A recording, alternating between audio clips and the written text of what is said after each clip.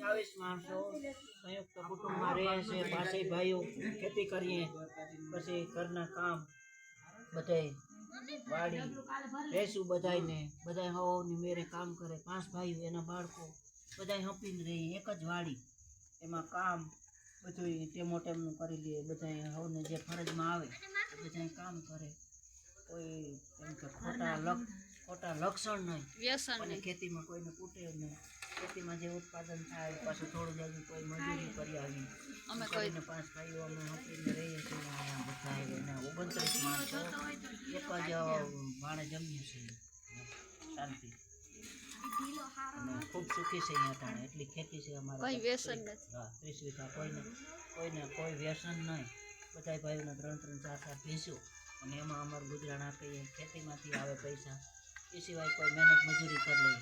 અત્યારે જો અમે પહેલાં અહીંયા આવ્યા તો અમારે ખેતીમાં અમારે 20 મણ ઘઉં થતા, હવે અમારે 30 મણ થઈ જાય છે વીઘે,